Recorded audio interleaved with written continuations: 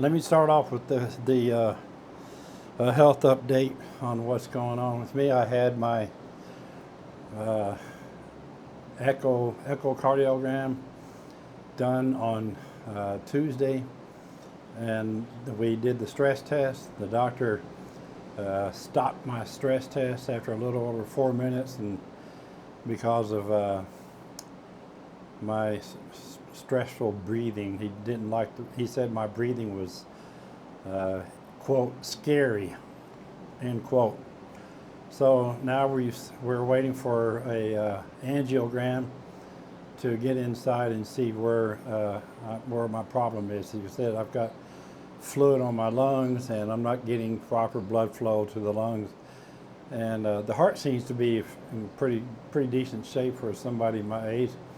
There's one little leak in there, but it's not anything to be alarmed about. But anyway, so right now I'm waiting for approval from the insurance company to get that procedure done, and I expect that we're going to do this on Monday with or without insurance. So I'll get it out of the way, and I'll get back to feeling better and be my normal self. So I managed to get that done this week, and I got a haircut. So I'm in great shape. I got a few things that I want to talk to you about. I got a story that I want to share with you, and I got some advice for you, okay? And I'll get started on it right after this.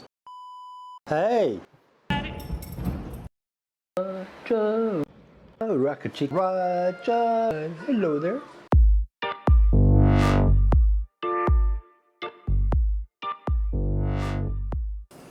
I'm going to share a story with you about an expat. I'm not going to mention her name out of respect for her. I never actually met this lady, but I met her through my channel. She was one of my subscribers, one of my early subscribers. And she, I'm just going to, let me just read the story. I'm going to read an email that she sent to me, and then I'll make my point, okay? Hey Don, wow, it's been exactly a year since we chatted. I just watched your TAT 20 and wanted to tell you that your advice is sound and wise, and I sure wish I had listened more closely before I fell for that Amy and John crap. I like to say Amy and Jippy. I think we all know who she's talking about. There's another couple that I followed that kind of misled me.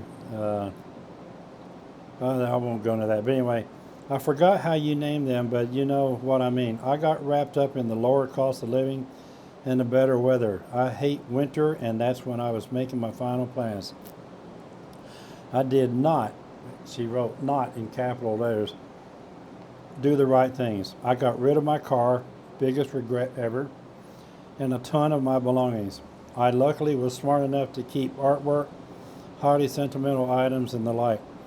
But when I came running back home after only 2 months in Ecuador, the rebuilding of my life cost me so much money, and I'm feeling the pain of that now. I don't even want to find out how much. I literally made so many trips to Costco, Walmart, TJ Maxx, etc. to get the cooking supplies I needed. Towels, a new bed, a new couch, a new kitchen table, new everything. It sucked, to be honest, and she said it sucked in all capital letters. I was like 2 months ago, I had a salad spinner, and now I am buying another one. I am far from rich, and this was a major financial mistake on my part. If I had listened to you and had some effing sense in my skull, I would have stored everything. Luckily, this is the only silver lining. I didn't buy in Ecuador. I rented 1 month on the coast and 1 month in Cuenca. My last few days in Cuenca were some of the most stressful in my life.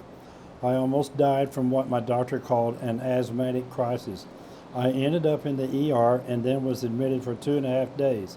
The doctor was, thanks to you, in capital letters, you got me in touch with, I think I have the name right, I'm not going to mention the name, it's another lady, and she suggested I get Dr. Marcela Pizantes. And so thank God, when I was near dying, she helped me so much. It was scary to say the least, and stressful. Anyway, April 15th is my 1 year back date. It took a while and was not easy, but I finally got settled. I sold my house, bought a new one that I love even more, and finally found a job last December, which is going well. I had to buy a new car, and that was the nightmare for another reason. I'm feeling much more settled, and Ecuador feels like a dream, a blur. I did make some great friends that I'm keeping in touch with. I did hate winter this year and dreamed of the beaches. But then reality set in. The roaches, geckos, no AC where I was at, etc. I have survived a hurricane since being back, Helene, and recently some fires, but overall I'm happy to be home. Take care, keep letting people know the truth, and I really hope your echo goes well, my friends. Aging is not for sissies, XOXO. So that's what my friend wrote, and I'm telling you this story because I've advised so many people in the past. I used to advise by saying that, well, this is what I did. This is what, this is how I did it.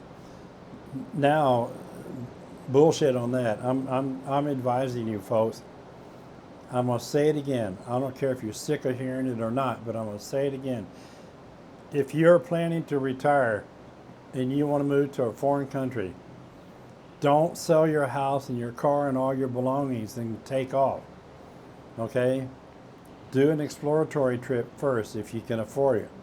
If you can't afford to do an exploratory trip, then put your car in storage or let a relative drive it. Put your other stuff in storage. Rent your house out or something.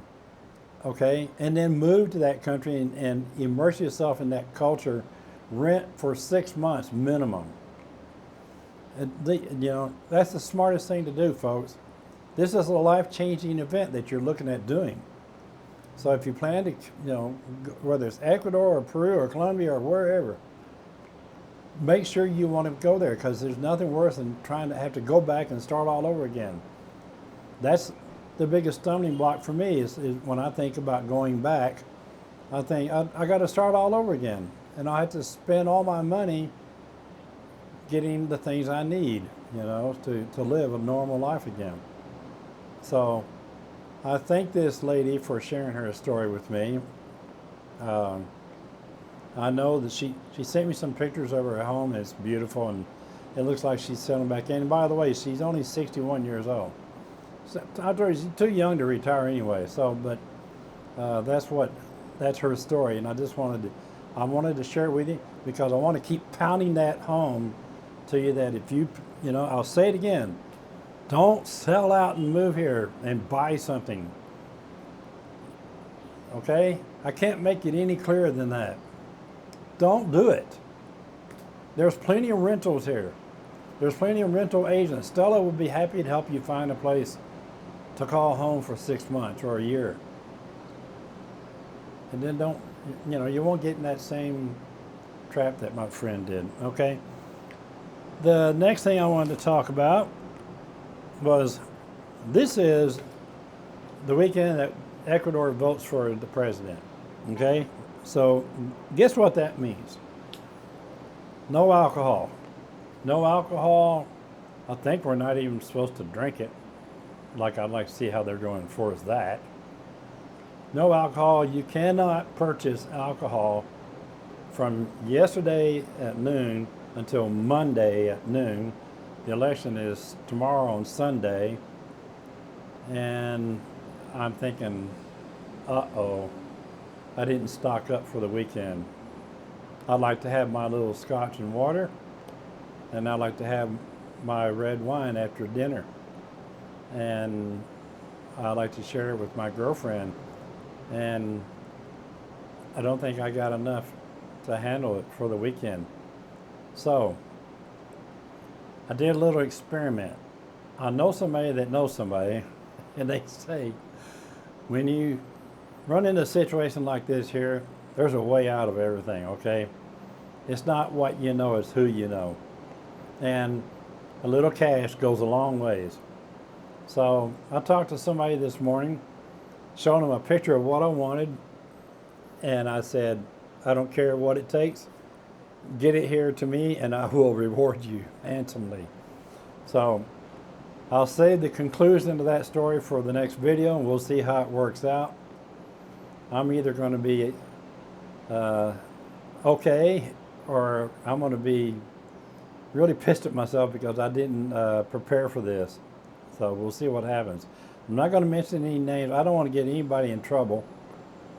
I don't even want to get myself in trouble. But anyway, basically, I'm going to pay somebody to go get it for me, and they'll pay somebody, and somebody will pay somebody, and I'll get what I want. It'll cost me more than it would if I went to the store and bought it, but who the hell cares? It's my money. Spend it however I freaking want to, anyway.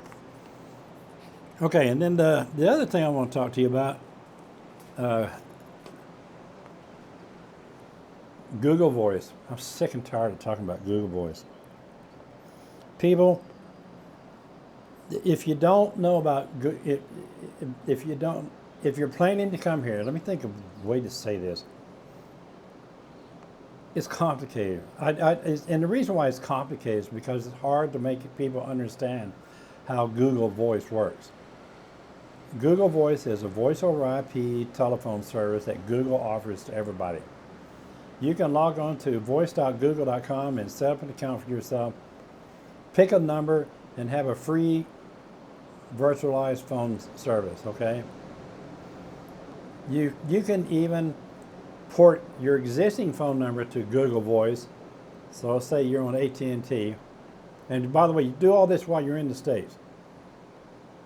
And you can port your phone number over to Google Voice so you can keep your number, but then you have to close that existing primary, like your AT&T account. Why am I saying this? Because when you come to Ecuador and you need to call somebody in the States, you don't need to make international calls. You can put Google Voice on your phone and you can call whoever you want to in the United States and talk, okay? The cost to port that phone number over to Google Voice, I believe, is $20. And that's it. There's no monthly fee or anything. Now, I guess I could do a detailed video about this, but I'm going to just tell everybody, Google it, or get on ChatGPT and ask Darby how to set up a Google Voice account. It's really simple. Somebody the other day had to do a wire transfer from their bank in Canada to a bank in New York City to pay for a surgeon, okay? They had no way to call that bank from here. So how did we do it? I let them use my phone, and they spent 54 minutes on Google Voice. We dialed this 800 number, talked to the Royal Canadian Bank, and we got their money transferred for them. If it wasn't for Google Voice, I don't know how we would have done it. I'm sure some of you will come up with an answer and say, oh, here's how you do it. I know how to do it, because there's so many experts out there. Let's see here. So that's it. That's all I want to talk about on Google Voice. I can't think of anything else where it is election weekend, like I said. Louisa is advertising all over the place. Speaking for myself, I don't want to see her get elected. I want Noboa to be elected. I want to see the U.S. military come in here and help fight this war on drugs. And if Louisa gets elected, it's my understanding that she won't allow it. So I don't know what other impact she would have on the expat community. There may or may not be any. So we won't know until we see what happens. But tomorrow is election day, and on Monday we'll either be crying or laughing, I don't know, or maybe both. So that's it. It's a short video. If you like this channel, please subscribe. If you like this video, smash that thumbs up button. If you didn't like it, don't like it and bite me, okay? By the way, speaking of which, there's every video I produce, within the first 5 minutes that it's produced, I get a thumbs down. There's somebody out there, I think I know who it is, that just cannot wait to get notified that Grumpy Old Gringo posted a new video so that she can get on there and do a thumbs down. I hope her mother gets impregnated by a camel with herpes. I don't know what this person's problem is, but other than being stupid, because just so you know, whether you like it or not, if you push either one of those buttons, it pays the same, okay? So I just wanted to throw that out there and let you know. That person that keeps sending me that thumbs down, bite me, okay? And I don't say that with peace and love, not in that case, okay? I will see you guys next week. I'll give you an update after I get my angiogram. Ciao, ciao. See you on the next one.